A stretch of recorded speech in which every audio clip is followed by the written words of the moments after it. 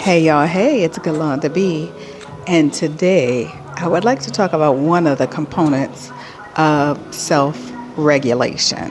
Yeah, self regulation.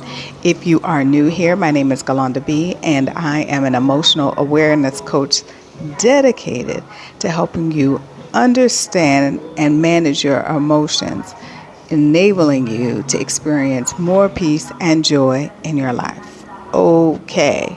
So, this topic is brought by my personal observations. Yes, I am in many circles and I am watching things on TV, social media.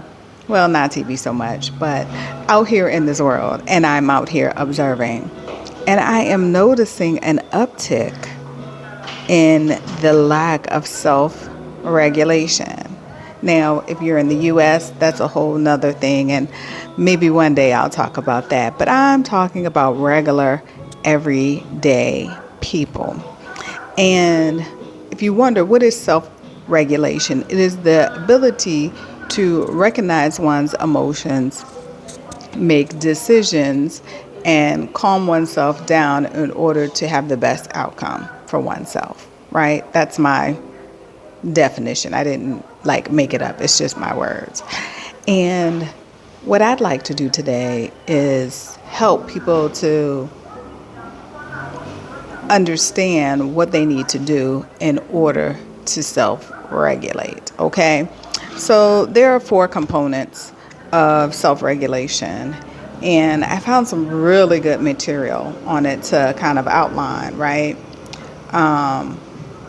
So self-regulation, where did my little notes go here, right?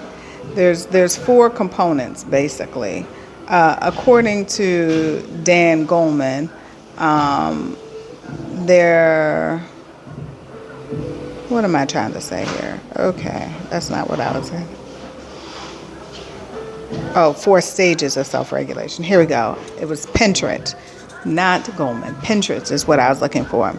So in this model, and I got this from an NIH study, the four stages are forethought, planning, and activation, monitoring, control, and finally, reaction and reflection.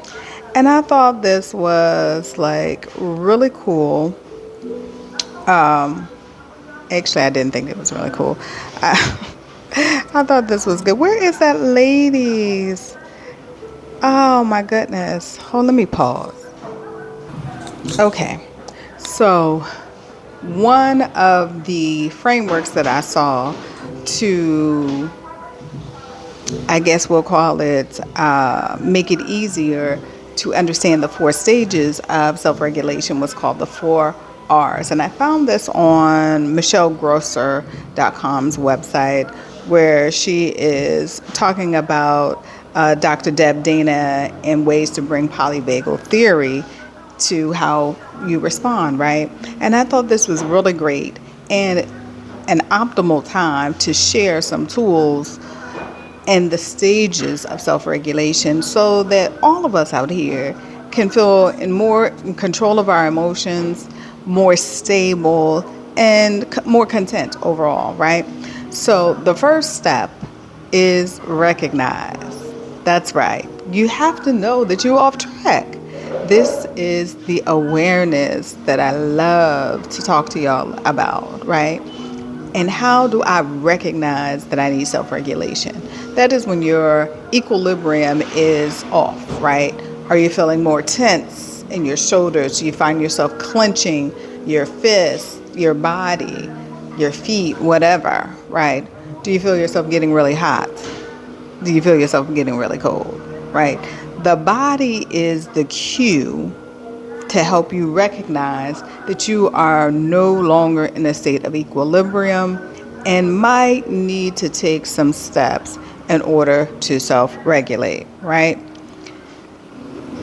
Recognizing is number one because you can't adjust what you don't have knowledge of, right? So until you can acknowledge that something is off and that you know the signs for yourself, Until then, you're not going to be able to make any changes. Okay?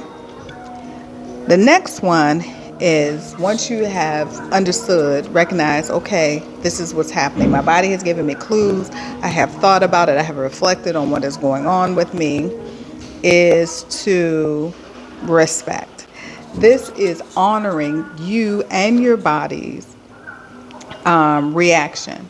This is the non-judgment piece that I also want to continue to reiterate to you all in terms of mindfulness, right?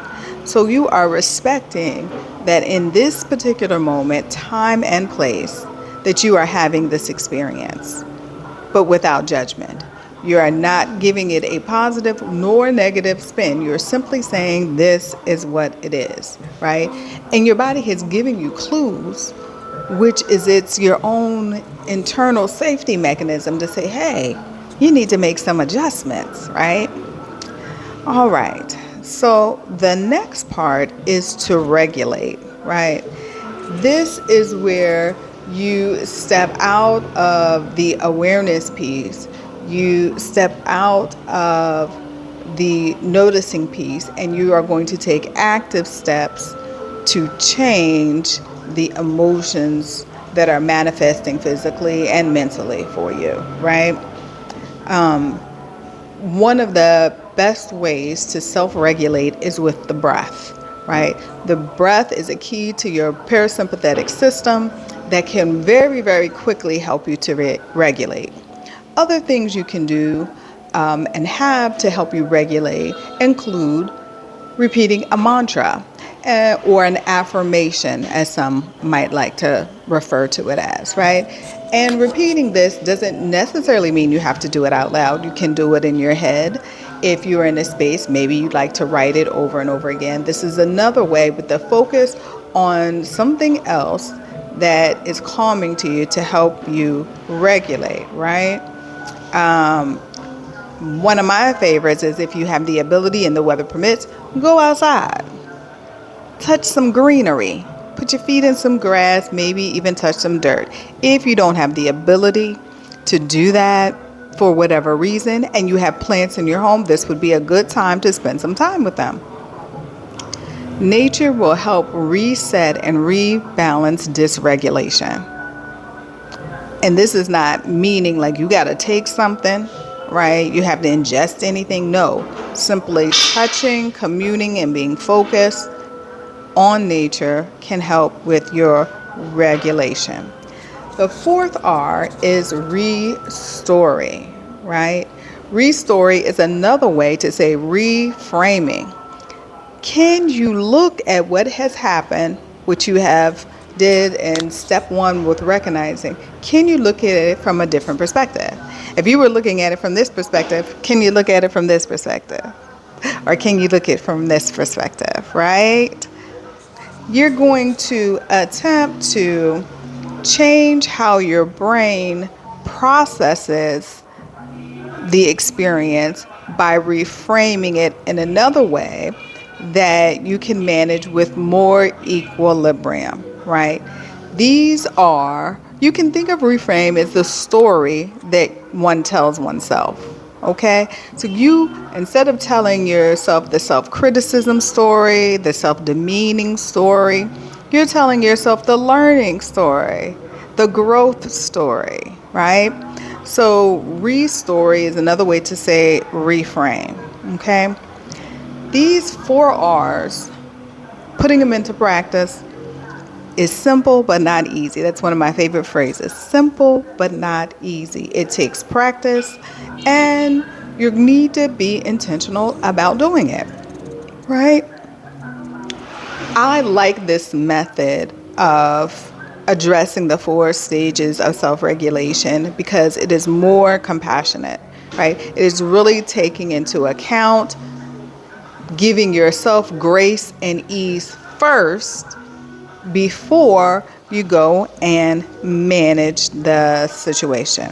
Okay, so let's go over that one more time. The 4 R's are recognize, respect, regulate, and restoring.